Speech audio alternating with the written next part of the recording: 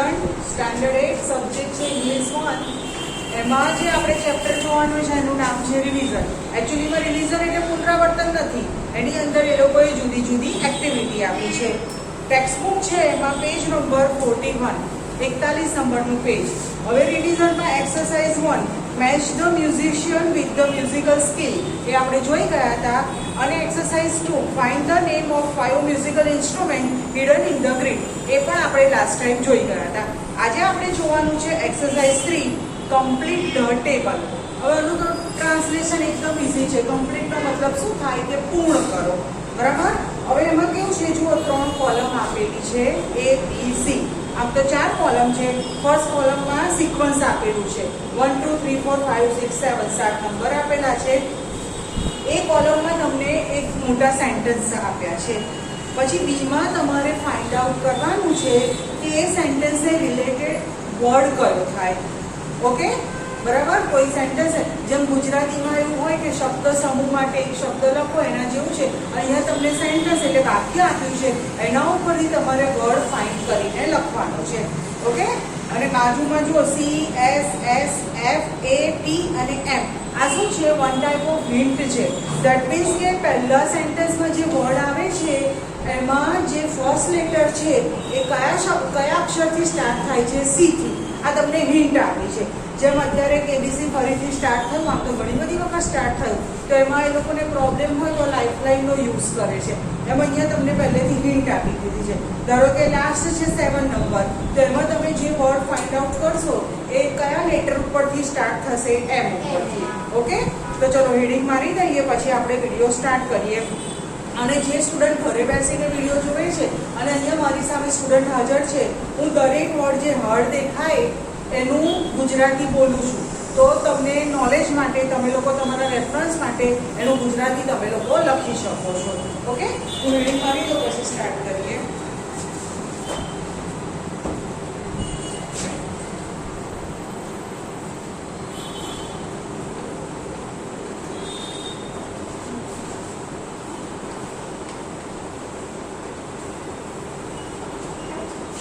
Complete the table.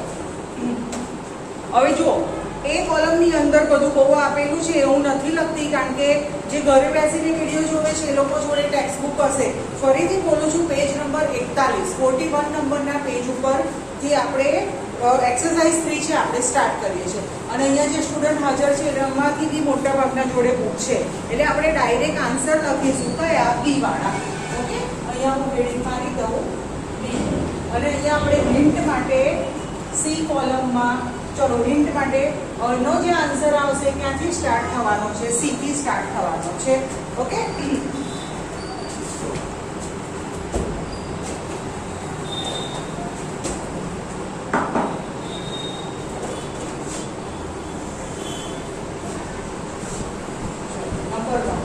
જો read કરું છું પછી એનું ટ્રાન્સલેશન કરીશ. તમને ના ખબર પડે તો તમારી જાતે ગુજરાતી લખી દેજો. એ game in which participants answer the question. ચલો, ગેમનો મતલબ શું થાય? સિમ્પલ રમત.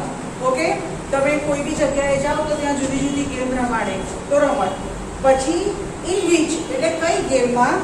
પાર્ટિસિપન્ટ એટલે બોલો, ભાગ લે. હા, ગેમની અંદર જે ભાગ લે એને શું કહેવાય? પાર્ટિસિપન્ટ કહેવાય. હવે એનું બીજું નામ છે કન્ટેસ્ટન્ટ. તમને ખબર છે? આપણે પેલો ચેપ્ટર આવતું હતું નંદિતા વાળું, બરાબર, એની અંદર આ વર્ડ આવતો હતો. ઓકે, નંદિતા કેબીસી ટાઈપ હોય છે, એટલે કયો સ્કૂલ હોય છે? સ્મિત વિદ્યાલય. એની અંદર પાર્ટિસિપેટ થાય છે, પછી 3 ક્વેશ્ચનના આન્સર આપે છે, પછી હારી જાય છે.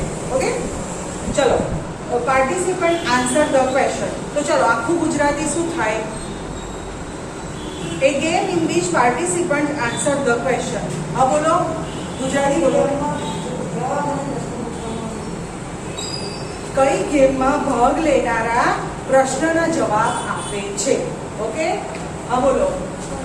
કન્ટેસ્ટન્ટ. હમણાં જ બોલી કે એનું બીજું નામ શું થાય? કન્ટેસ્ટન્ટ. હવે જો તમને અહીંયા હિન્ટ માટે સી આપેલો છે. ઓકે, તો કન્ટેસ્ટન્ટનો મતલબ શું થાય? કે સ્પર્ધામાં ભાગ લેનાર. સ્પર્ધાને બીજું ઇંગ્લિશમાં શું કહેવાય? હા બોલો. ઇંગ્લિશમાં બોલો. કોમ્પિટિશન. બરાબર. કોમ્પિટિશનમાં ભાગ લેનારા કન્ટેસ્ટન્ટ અથવા તો પાર્ટિસિપન્ટ. ઓકે, તો ચલો આમાં શું થશે? કન્ટેસ્ટન્ટ. ઓકે,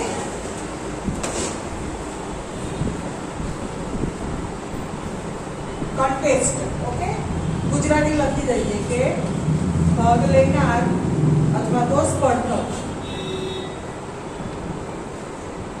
ઓકે, ચલો ફર્સ્ટ આપણે પછી છે નંબર 2. એની લિંક શેના ઉપરથી સ્ટાર્ટ થાય છે? એસ. ચલો રીડ કરું છું. A person who keeps a record of point in a competition. ચલો પર્સન નો મતલબ શું થાય? એકદમ સિમ્પલ છે. પર્સન એટલે શું થાય? બોલો. માણસ. બરાબર. હુ કીપ નો મતલબ કે ડબલ ઈ પી કીપ એટલે શું થાય? બોલો. શું?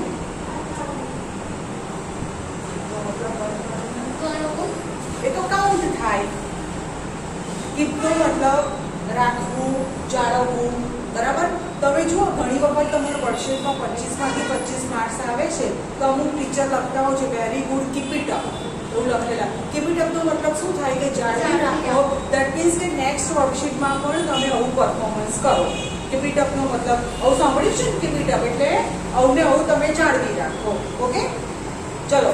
એ person who keeps a record.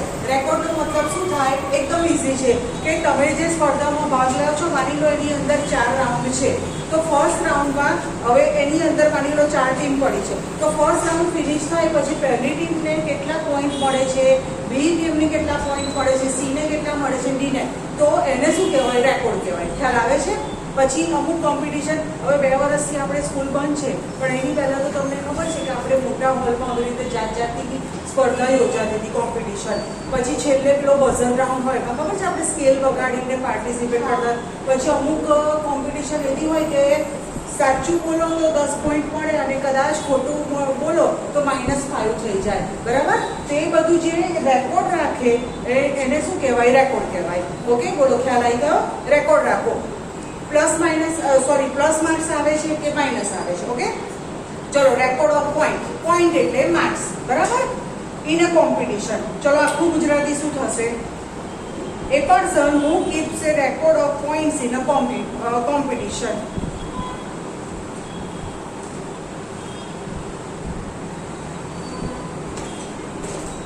મૂકી દે બોટલ. ચાલો વિડિયો કરવાને જે બી હોય લક્ષણ જ નથી. અને ગુજરાતી બોલો પોતા.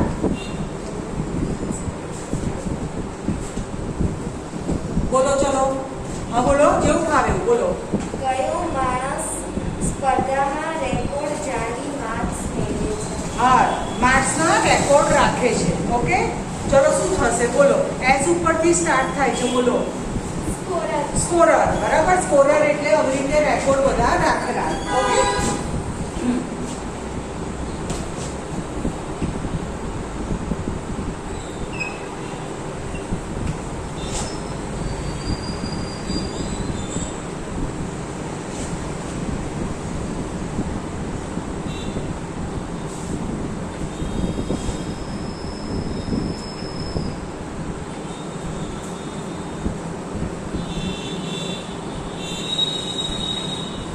ઓકે. આ તમારા રેફરન્સ માટે લખાયું છે. બાકી આની અંદર તો તમને ગુજરાતી લખવાનું પૂછ્યું જ નથી. ઓકે, પણ અમુક વર્ડ હાર્ડ છે તો તમને ના ખબર પડે તો એના માટે લખ્યું છે. આજે કમ્પલસરી નથી. તમારે લખવું હોય તો લખજો, ના લખવું હોય તો ના લખતા. ઓકે, ચલો નેક્સ્ટ છે નંબર 3. શેના ઉપરથી સ્ટાર્ટ થાય છે? Once again. S. Once again એટલે ફરીથી એકવાર. ઓકે, ચલો. The energy we get from the sun. એકદમ ઈઝી છે. બોલો. એનર્જી એટલે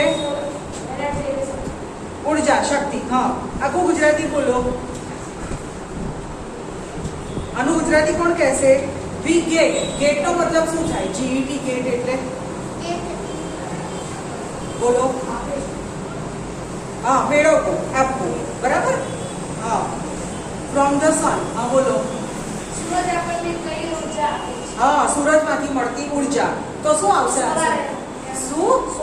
સોલર એનર્જી. બરાબર છે. સૌર ઉર્જા અથવા તો સૂર્ય શક્તિ કોઈ બી કહી શકાય. ઓકે, જેટલા બી આપ્યા છે એમાં સૌથી ઈઝી આ સેન્ટેન્સ છે.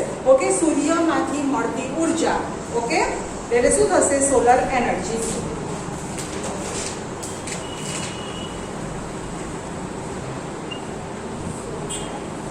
સૌર ઉર્જા લખો, સૂર્ય શક્તિ લખો, ગમે તે ચાલે.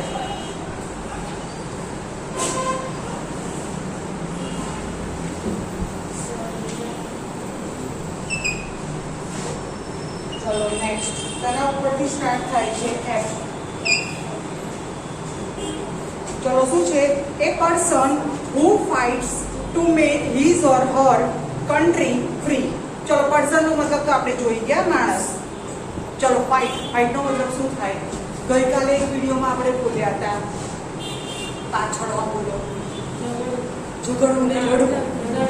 તમે ક્લાસમાં કશેક વાત માટે અંદર તું મેં કરો ને એને ઝઘડ્યું કહેવાય, પણ અહીંયા લડવું થાય. ઓકે, એ જ બોલે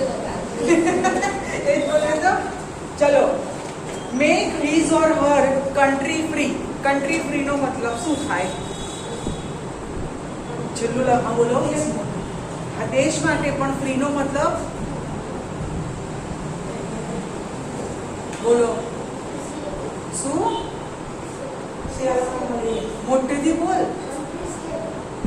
કન્ટ્રી સેફ ના, એવું ના થાય. બોલો. હા, આઝાદ કરવું. બરાબર, બેસી જાઓ.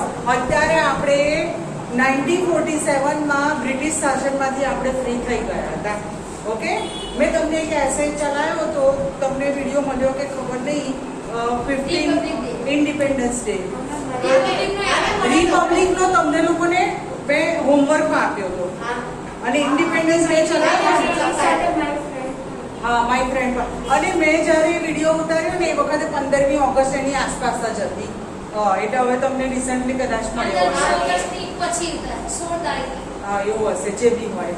બરાબર. 15 ઓગસ્ટે શું કહેવાય? Independence day. ધેટ મીન્સ એ દિવસે આપણે આઝાદ થયા હતા. અને 26 જાન્યુઆરીને શું કહેવાય? Republic day. એ દિવસે આપણું બંધારણ અમલમાં આવ્યું હતું. ઓકે, ચલો હવે આનું આખું ગુજરાતી બોલો. હા બોલો. કયો વ્યક્તિ પોતાના દેશને આઝાદ કરે છે?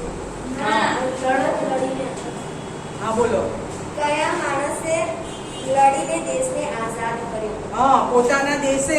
હવે હિઝ ને હર કોના માટે વપરાય એ તો ખબર જ છે ને, એકદમ ઈઝી છે. હિઝ કોના માટે વપરાય? બોલો. શું? છોકરા માટે. શું છે? છોકરા માટે. છોકરા માટે. હા, બરાબર. અને હર કોણ માટે વપરાય? હા, એટલું તો આવડ્યું. ઓકે, બરાબર. ઓકે, ચલો શું થશે આનો આન્સર? બોલો. શું? ફ્રીડમ. પ્રોનાઉન્સ તારું બરાબર નથી. ફ્રીડમ બરાબર છે, એની પાછળ શું લાગશે? કશાકમાંથી તે જોઈને લખ્યું છે, પણ તને પ્રોનાઉન્સ આવડતું નથી. ઉચ્ચાર તારો ઓકે નથી. હા, એક મિનિટ. કોકને શીખવા તો હું મંડી પડો છો. બોલો. Freedom fighter. સ્વતંત્ર સેનાની.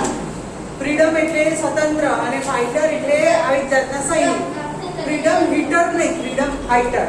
હીટર તો આપણને વિન્ટરમાં ગરમી આપે, બરાબર, જેની આપણે જરૂર પડે નહીં. એ ફોરેન વાળા હીટરને આપણે એસીની જરૂર પડે. Okay,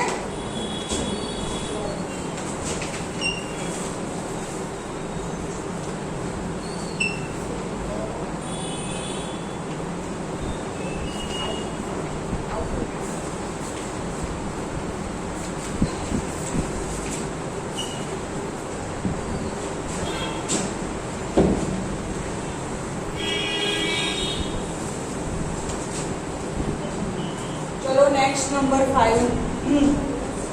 A person who hosts a program or a competition. ચલો શેનાથી સ્ટાર્ટ થાય છે? A. ઓકે, ચલો પર્સન તો આવી ગયું. ચલો who host. હોસ્ટ નો મતલબ શું થાય? HOST. હોસ્ટ એટલે શું? બોલો. હા, સ્પર્ધા યોજના એને શું કહેવાય? હોસ્ટ કહેવાય. બરાબર.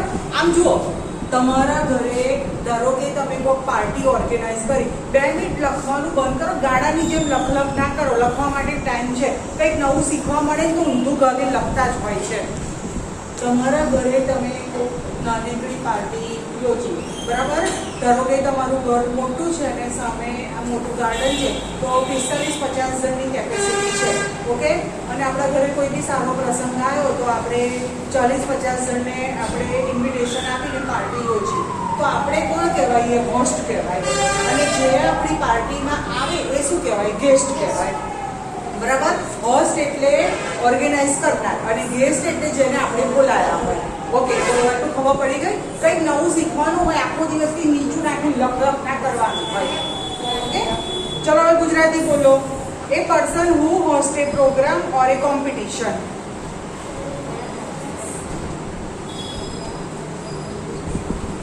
બોલો, કોણ બોલશે ગુજરાતી? કોઈ નામ આવે તો છેલ્લે તો હું બોલીશ, પણ તમે લોકો ટ્રાય કરો. તમે લોકો બોલો તો વધારે સારું. બોલો, જેવું આવ્યું, ભલે ખોટું પડે કે મિસ્ટેક થાય. કયો માણસ પ્રોગ્રામમાં સ્પર્ધા રાખે છે? જેમ હું હા, બોલ. કયો માણસ પ્રોગ્રામ અને સ્પર્ધાને યોજે છે? હા, યોજના કરે છે. તારું 90% સાચું હતું, બરાબર? સ્પર્ધા અથવા તો કોમ્પિટિશન એનું આયોજન કરનાર, બરાબર? તો શું થશે? ચલો બોલો, એ ઉપરથી શું થશે? બોલો. શું કે છે? ઓર્ગેનાઇઝર સ્પેલિંગ ઓ ઉપરથી સ્ટાર્ટ થાય. આપણે એથી સ્ટાર્ટ કરવાનું છે. શું થશે? બોલો.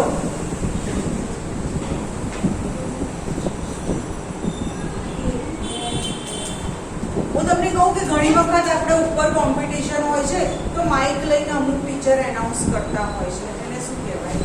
બોલો. એન્કર. એન્કર. સ્પેલિંગ ANCHOR થાય, પણ એન્ચર ના બોલાય. શું બોલાય? એન્કર બોલાય. ઓકે,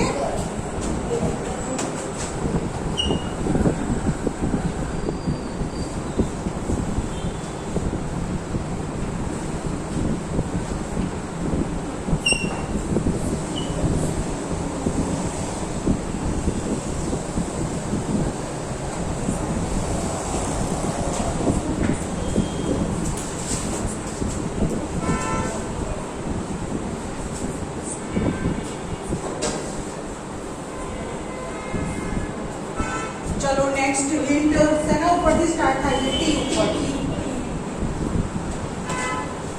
ચલો જુઓ. A person who steals things money from other house.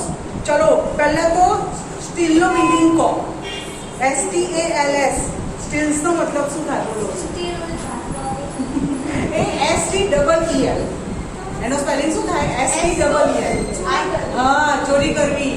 હા, ચોરી કરવી. થિંગ્સ એટલે શું? બોલો. કેટલીક વસ્તુ. હા, થિંગ્સ એટલે વસ્તુઓ અને મની એટલે તો પૈસા. From other house. From other house એટલે શું? બોલો. બીજાનું ઘર. હા, બીજાના ઘરમાંથી જે પૈસા અથવા તો વસ્તુઓની ચોરી કરે છે એનો સ્પેલિંગ સ્ટાર્ટ થાય છે ટી ઉપરથી. બોલો. ટી સ્પેલિંગ બોલો. THIEF. બે હાથ ઊંચા કરી દીધા એટલે મને પૂછો. થીપ નો મતલબ શું થાય? ચોર. ઓકે,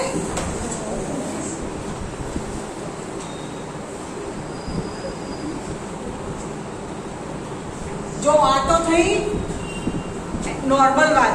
ઇન્ટરનેટ ઉપર ચોરી થાય છે, તમને ખબર છે? ઘણી વખત આવી રીતે પેલા ગવર્મેન્ટના પેપર હોય લીક કરી દે, બેંક એકાઉન્ટનો પાસવર્ડ જાણી લે, ATM નંબર. તે ઇન્ટરનેટ ઉપરથી ચોરી થાય એને શું કહેવાય? એને થીફ ના કહેવાય. શું કહેવાય? હેકર્સ બોલાય. શું બોલાય? હેકર્સ એટલે ઇન્ટરનેટનો ચોર. અને આ થીફ એટલે લોકોના ઘરમાં જઈને ચોરી કરે. અંદર ડિસ્કસ ના કરો, બરાબર? શું છે? પછી ચલો નેક્સ્ટ નંબર 7 લાસ્ટ રહ્યું. અરે એક સેકન્ડ, મને લખવા તો દો. શેના ઉપરથી સ્ટાર્ટ થાય છે? જો ચલો. A person who plays music. અહીંયા પ્લે નો મતલબ શું થાય? રમવું થાય? ના. શું થાય? બોલો પાછળ. હા, વગાડવું. ચલો. A person who plays music. આ તો બહુ સરસ છે. અમુક જણ તો ઓડિયન્સ જ બનીને બેઠા છે. એ લોકોને પછી મારું ઉભા કરાવો. બોલો. ઉભા થાવ. કયો છે બોલો? કોણ મ્યુઝિક વગાડે છે? ગુજરાતી કહી દઉં કે માણસ જે મ્યુઝિક વગાડે, બોલો? મ્યુઝિશિયન. હા, મ્યુઝિશિયન એટલે સંગીતકાર. ઓકે, આ બાજુ અમુક જણ તો ઊંઘે જ છે, ખબર નહીં, હાથ જ ઊંચા નહીં કરતા. અને અમારા ઉત્સાહી સ્ટુડન્ટ ની જો અમુક તો બે હાથ ઊંચા કરી દે. આવું હોવું જોઈએ. ના ના, સારું છે.